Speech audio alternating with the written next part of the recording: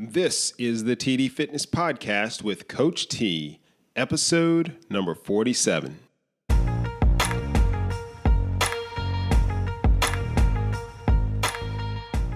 Welcome to the TD Fitness Podcast, giving you ways to live a healthy lifestyle without giving up the things that make life worth living. And now your host, certified health coach and personal trainer, Coach T. Hey guys, welcome to the TD Fitness Podcast. This is episode number 47. We are talking about 6 truths that fad diet programs and fake nutrition experts won't tell you. You know, as I think about all of the disinformation and misinformation out there, I just felt like I had to lay out a few of the things that unfortunately are pretty common mantras you may hear, but that I think you should watch out for. So here is what some programs or people don't want to tell you. The first thing is that true health and healthy living does not happen overnight. Let me tell you a quick story. When I was younger, I was maybe, 10 or 12 years old. I remember we used to always get these Publishers Clearinghouse envelopes in the mail. And they would say things like, you may have already won $100,000 or, something like that. And my father would not even open them. He wouldn't even open the envelopes. And that made me upset. I felt like that was very irresponsible because here he is, he's got a family to support that included me, and he is literally throwing away this opportunity. I mean, we could have already won $100,000, right? And I remember him saying something to the effect of, there's not much in this world that is completely free.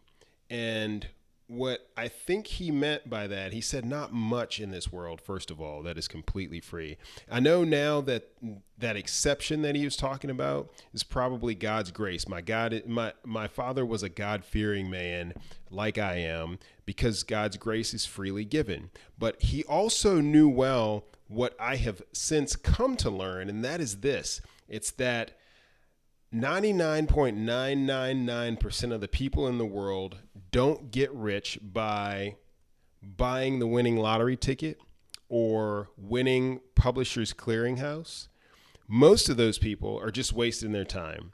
You get rich by getting a steady income, by living within your means, by putting away a little bit at a time, and by having a long-term strategy. Guess what else is true? You also lose weight and live healthier by being smart about what you eat. And you generally know what that means.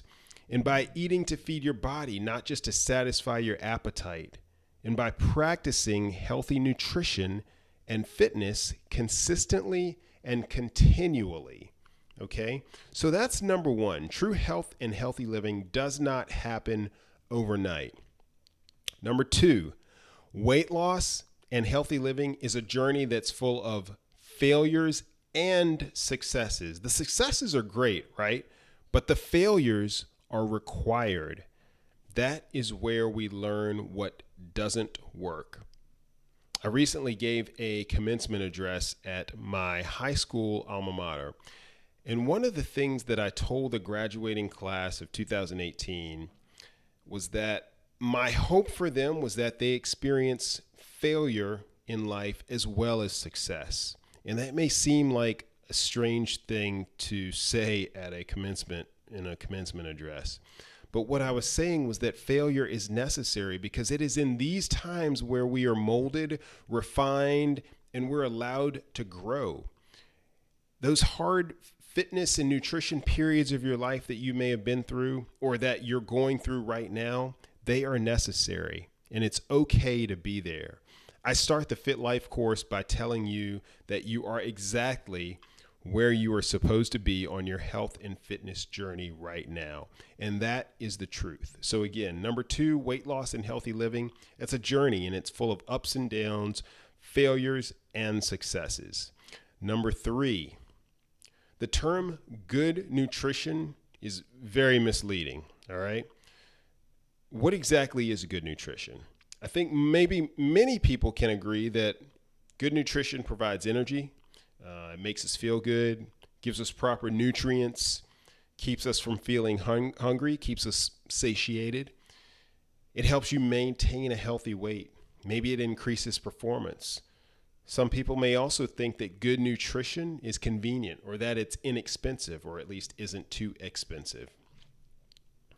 I'm enrolled in a course called Precision Nutrition, and there's a graphic near the beginning of the program that shows that good nutrition is where health, performance, and body composition all intersect. If you can imagine three circles: health, performance, and body composition, that point where they intersect or overlap, that's good nutrition. But the point is that good nutrition is not a standard definition. It varies from one individual to the next. And your definition may be, and probably is, different than mine. It may take into account things that I don't really consider at all.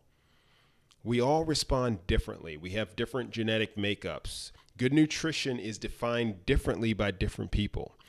Think about it this way. There are people of every race, color, creed, nationality, with some varying differences in their genetic makeups, who practice good nutrition habits, or I should say who practice nutrition habits ranging from fasting for several days out of the week to eating a strictly vegan diet to someone who seemingly can eat whatever they want. There's somebody in all of those categories who are healthy and who look healthy.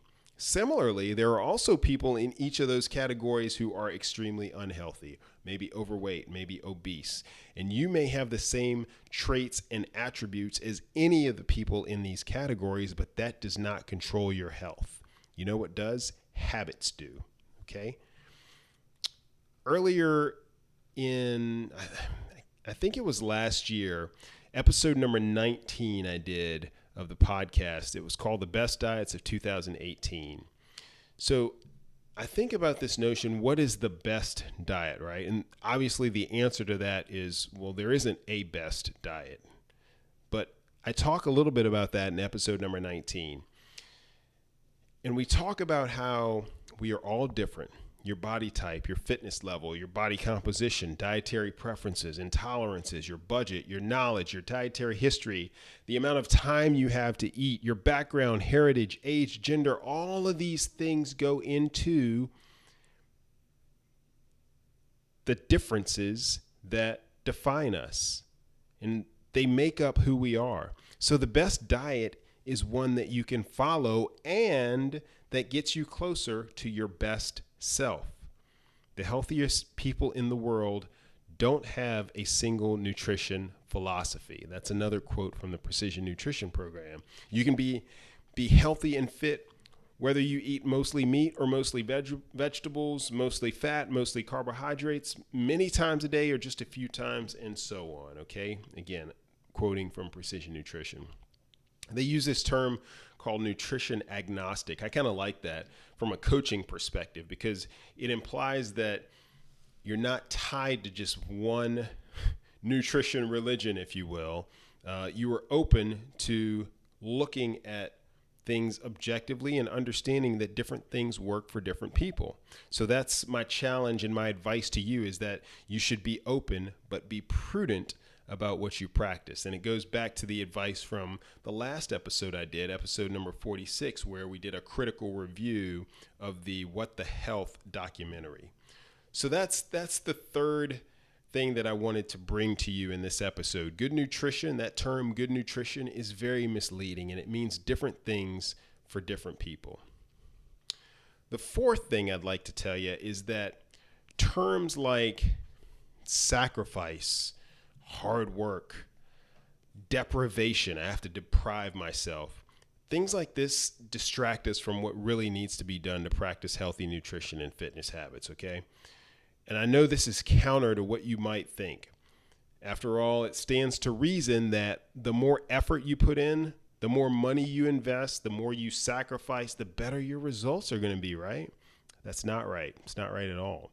The truth is that lifestyle change and healthy living, it starts with effortless practices because you can maintain them And it shouldn't cost a lot unless you keep throwing your money into the next new thing. And when it comes to sacrifice, most of us can only maintain that for short periods of time.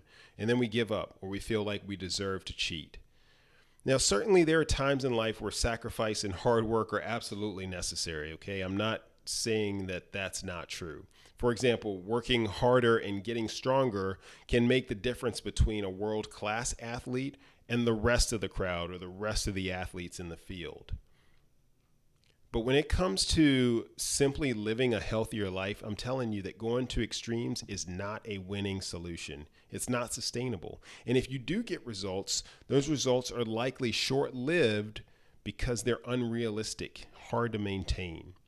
Episode 18, I think back to, that was achieving results through technique and repetition. And I used a swimming analogy where how you do in the water has less to do with your power output and more to do with streamlining your body and reducing drag and relaxing.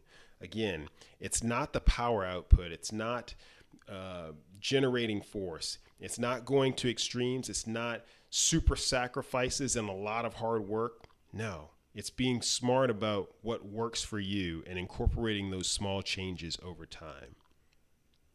Number 5, while we're keeping it real, right? Another thing that distracts us is our own excuses. Things like, well, she's always been skinny, or I'm just big boned, or my parents had diabetes and high blood pressure, so there's not much I can do to avoid it. But the one that is most alarming to me, most disconcerting, you don't hear people say it, but I sense it, and I hear people say this indirectly through other things. And that is, I can't lose the weight. I'm just going to accept it.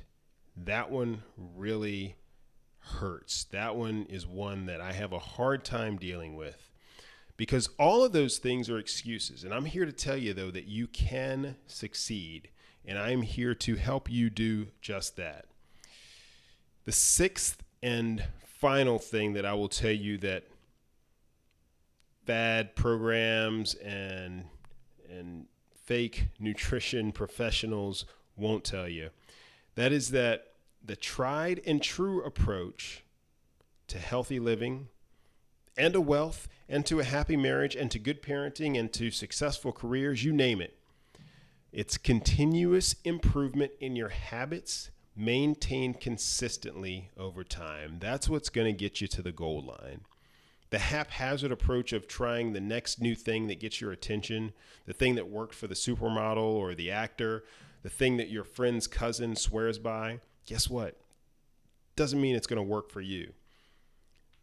Let me give you another example. When I let myself this is a personal example, I let myself get really hungry sometimes, not intentionally. Maybe I just work through lunch and before you know it, the healthy options or healthier solutions, those are either closed or just not convenient.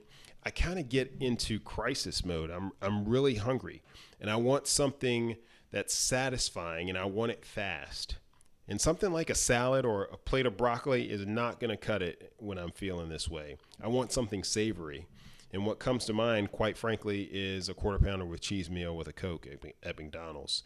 And I'm in somewhat of a desperation state when I get to that point. And all I can think about is, man, I need to eat. I don't care what it is, but I want it to be good. I want the shortest and the quickest way to satisfaction. And usually that's exactly what I do at a fast food place. Now, the remedy, I don't let myself get to that state, at least not often. And I definitely don't do it intentionally.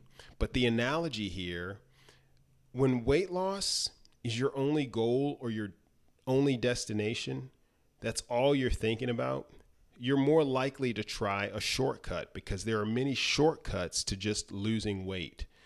But you need to ask yourself, is that really your goal?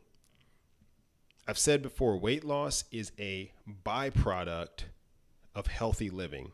Actual weight loss should only be the goal when you are so severely limited by your weight that you can't even perform the basic things like walking or other types of mild exercise without a lot of pain. So I want you to focus on the journey itself. And there are no shortcuts there. But the reward is everlasting. Okay? Now, that's it. Those are the 6 things I wanted to tell you. I will say that I know these truths don't necessarily sell well, if you know what I mean, but that's okay. I have a career in the military to fall back on, so it's all good.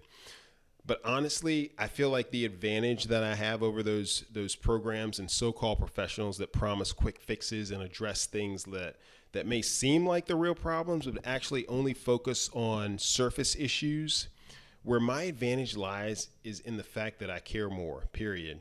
And I'll put that up against anyone. I have an unfair advantage in that regard. You know, I read a lot about leadership, business, marketing. And one of the things I think about when it comes to leadership is a lot about communication. And there are 2 parts to that, right? There's the person relaying the information, and then there's how it's received. There's 2 parts. As I think about business and marketing, I know that cold calling is not a good long-term strategy. What you have to do is find the right audience for the product you want to sell, or you identify the group of people that you want to help, and you serve their need. I also read the Bible, and I know that Matthew 13, 3-8 tells the story of a farmer that spread his seed over a vast field. And some of the seeds fell on a footpath, and the birds ate those seeds right away. Some of the seeds fell on what was called shallow soil and had rock underneath it. And those sprouted pretty quickly because the soil was shallow, but they soon wilted under the hot sun because they didn't have the deep roots. And then others fell among the thorns, and they were choked out. And then some fell on fertile soil and produced a huge crop. So following the right diet, if you will, is a lot like these analogies. You can try something that worked for someone else. Maybe it even worked for a lot of people, but you have to find what works for you. The approach you use has to land on fertile soil. That's defined by your personal preferences, your history, your culture, your habits. All of those things play a part in that. It's got to be personal. That's why going back to the basics is good. That's why looking at what you specifically can do a little better at. And that's a good thing. And that's why registered dietitians like Ashley and Rachel over at Better Nutrition are effective. And again, some of my study from Precision Nutrition, don't focus on the food, focus on yourself. How do you feel? What's worked in the past? What hasn't? Again, all of those things play into the personalization that you need in order to move forward, live a healthier life, and be healthier. Good nutrition approaches share some commonalities, okay? I've laid a lot of these out before. I'll remind you that I created a Diet Planning Principles 2.0 handout. You can go and grab that. That's at tdfitness.net/diet planning, all one word. So after hearing all this, you're probably thinking, well, okay, where do I start? Well, I'll tell you, you start by just getting a little bit better. Just a little bit better in what you've been doing. Try to improve. Pick an area that you want to improve on, and then pick a way that you're going to improve in that area. But your getting better efforts should also work towards a long-term goal. My goal is to help you get there. If you're not already familiar, my Fit Life program is a step-by-step approach for making healthy living, healthy nutrition, healthy fitness habits a permanent part of your busy lifestyle. I'll give you more on that in the outro. But before that, I want to let you know that the show notes for this episode can be found at tdfitness.net/047. I want to thank you again so much for tuning in and listening. And I want you to have a blessed one. Coach T, out. Why did I create the Fit Life program?